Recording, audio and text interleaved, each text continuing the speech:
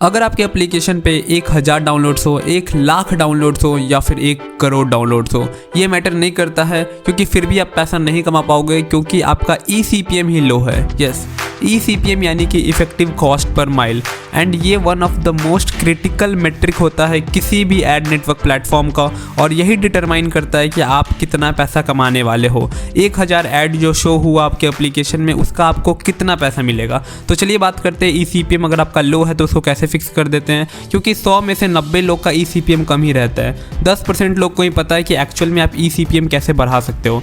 तो ECPM को बढ़ाने के लिए चाहे आप यूनिटी यूज़ कर रहे हो, एडमॉब यूज़ कर रहे हो, एपलॉविन, स्टार्टअप, एपनेक्स्ट, वंगल एड्स, आयरन सोर्स, चाहे कोई भी एड नेटवर्क प्लेटफॉर्म यूज़ कर रहे हो, नीश एड नेटवर्क या फिर ट्रेडिशनल एड नेटवर्क, सब में चलेगा। सबसे पहले समझ लो कि कारण क्या क्या है जिसके कारण आपका ECPM कम रहता है। तो ऐड प्लेसमेंट इशूज़, आपने गलत जगह अपना ऐड को प्लेस कर दिया है। बैनर को प्लेस करना था नीचे, आपने उसको मिडिल में प्लेस कर दिया है। इंटरसीशियल आप अजीब तरह से शो करवा रहे हो। रिवार्डेड एड्स जो आ रहे हैं वो भी अलग तरह से शो हो रहा है। ठीक है, तो ये सारी चीज़ को आपको फिक्स आउट करना पड़ेगा, तभी आपका वहाँ पे जो पुअर विजिबिलिटी है, जो गलत ऐड शो हो रहा है, उसको आपको ठीक करना पड़ेगा। इनकरेक्ट जो ऐड टाइप्स हैं उसको ठीक करना होगा ताकि आपका इंगेजमेंट बढ़े, उस पर क्लिक बढ़े। जितना ज़्यादा ऐड पे क्लिक बढ़ेगा उतना ज़्यादा आपका ECPM भी ग्रो आउट करेगा। ठीक है, साथ ही में ऑडियंस एंड जियो फैक्टर्स, मतलब आपका जो एप्लीकेशन है, आपका जो ऐड है, वो किस कंट्री के लोगों को दिखाई दे रहा है। क्या वो इंडिया के हैं, क्या वो USA के हैं, क्या वो पाकिस्तान के हैं, क्या वो चाइना के हैं, श्रीलंका के हैं, भूटान के हैं, बांग्लादेश के हैं, कहाँ के हैं। तो आपको ये डिटरमाइन करना होगा, क्योंकि इंग्लिश स्पीकिंग कंट्रीज़ में ECPM हमेशा हाई मिलेगा, जैसे US, UK, ऑस्ट्रेलिया, कनाडा, यहाँ पे ECPM हाई रहेगा। वही आपको एशियन कंट्रीज़ जैसे कि इंडिया हो गया, पाकिस्तान हो गया, बांग्लादेश हो गया, तो यहाँ पे आपको ECPM थोड़ा सा कम देखने को मिलेगा। ठीक है, तो आप स्विच भी कर सकते हो ताकि आपको और पता चले कि आप कैसे अपना ECPM और ग्रो कर पाए। तीसरा सबसे बड़ा कारण होता है टेक्निकल इम्प्लीमेंटेशन। अगर आपने इंटीग्रेशन में ही कुछ एरर कर दिया है जिसके कारण आपकी जो ऐड की डिलीवरी है उसमें अफेक्ट हो रहा है, तो आप पैसा नहीं बना पाओगे, आपका ECPM लो ही रहने वाला। साथ ही में जो लोड हो रहा है, मतलब जो आपका ऐड लोड हो रहा है, काफ़ी स्लो ऐड लोड हो रहा है।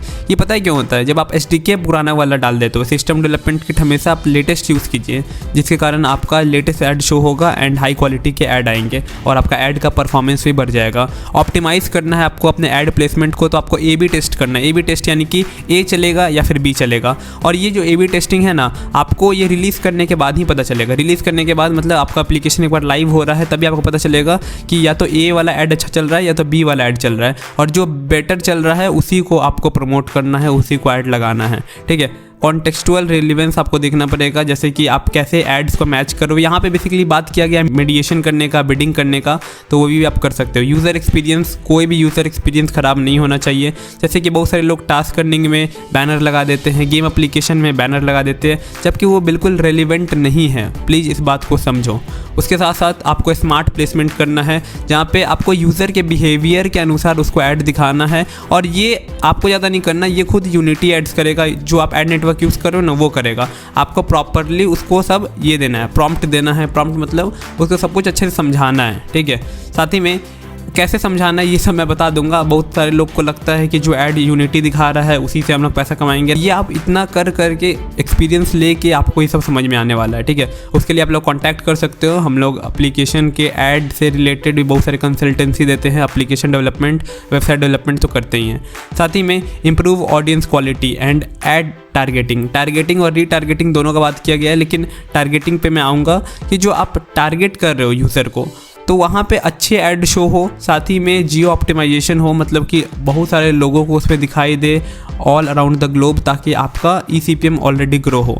डेटा इनरिचमेंट, आपको डेटा बहुत सारा मिलेगा तो आपको डेटा कलेक्ट करना है, उसी को एनालाइज करना है एंड उसी अनुसार आपको ऐड चलाना है। मीडिएशन प्लेटफॉर्म, जैसा कि मैं आपको बताया कि मीडिएट कर सकते हैं, बिड कर सकते हैं फेसबुक ऐड के साथ, और आपका अर्निंग ग्रो हो जाएगा।